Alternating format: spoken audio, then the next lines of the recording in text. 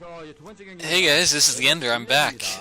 Game 2 of the winners match, Group F, BCTV. That last game, I cannot believe what happened.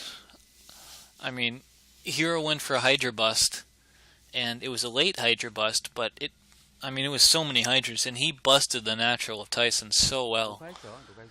And I could not believe it, that Tyson came back to win. Of course, as you know, DTs are pretty good, but that was just nuts. So during that attack, and the observer focused mainly on the attack because that looked like it was the most important thing happening. DTs from that proxy gateway. They cleaned out the third base of drones. They followed the retreating drones back to the natural. And Hero had literally no defense. You know, no Hydras. The Overlords were pushed away by the Corsairs. There was literally nothing. And so, like we saw, there was a DT with 18 kills. And I think they were all drones, not like Zergling kills. I could not believe that. And then, to make matters worse, apparently at some point the Hydra Den, I guess it had to have been at the third.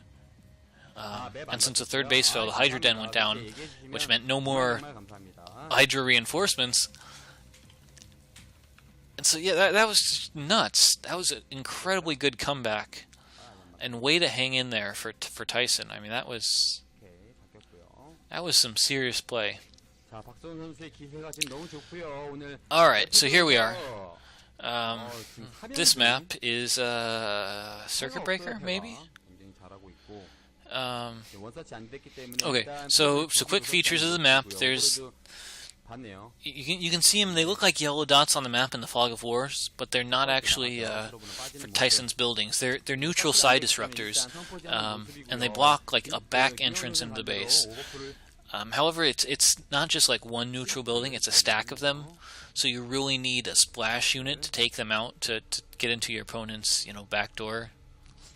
Which, of course, it sounds terrible when you say it like that, but that's just how the map is designed. So yeah, you might see, if it comes to that far in the game, you could see lurkers taking down the side disruptors, or archons taking down the side disruptors. And then, like I said, you open up a second path into your opponent's space, and you can attack their mineral only, and then go down into the main. So yeah. So of course this map is, like I said, it's unique. Ooh, are the Lings gonna get by?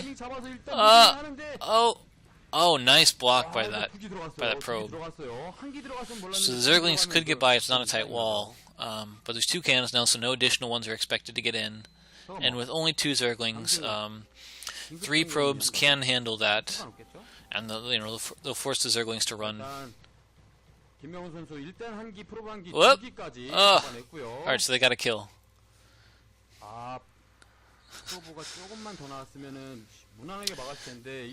Yeah, so those Zerglings will be annoying, and they'll get some scouting information, but chances are they won't accomplish much. I mean, I guess if Hero really wanted to be annoying, he could get, like, Zergling speed, and just make it so that probes will never catch him.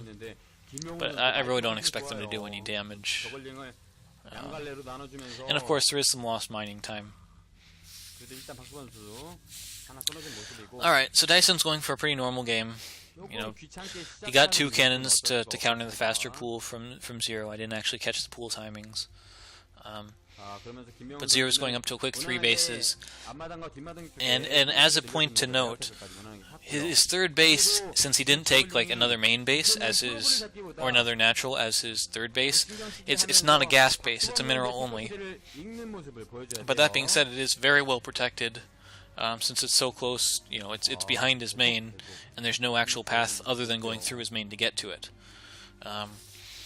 So usually when players do this, you suggest that it's indicating Hydra pressure early in the game. But of course, that doesn't necessarily mean that that's what he's going to go for. And as you see, there is a layer. Of course, usually, if you're going for Hydra pressure, you don't go for the layer unless it's like a fake layer. You want to show your opponent the layer so they don't get extra cannons, and then you cancel at the last minute and just get Hydras. And those are, of course, the funny games where, because you show your opponent your layer and you save up money and you don't get a Hydra Den purposely because you're trying to make it look like you're not going for Hydras, that you'll actually end up getting like 2 Hydra Dens next to each other. And of course, those games, they're not mistakes. They're, those are intended to be like, oh, but we have a Ling run by. Got a dozen Zerglings coming here. They haven't been scouted. This could be serious. Oh, and Zergling speed is going to complete. Alright, it's been scouted, but it's almost too late. What is he going to do? You got to pull probes right now, right now, right now. Pull probes, pull probes. Nope. Too late. Oh, really? Game ends that quickly? Zerglings have speed. There's probably going to be a constant stream of them rallying across the map, and another cannon is not going to come up. And probes are just so... I mean, honestly, a probe and a Zergling do similar, like, in combat. It's just that, Zerglings are half the cost, and with that speed, they've got just such a huge advantage. Of course, for melee units, speed is actually, like, a really important, statistic. So there's a Zealot out, and the cannon's almost done. It's just probably not going to get up. I mean, Speedlings, yeah, there's the GG. Alright. A little bit cheesy, but good rush by 0. Alright, GG. 1-1.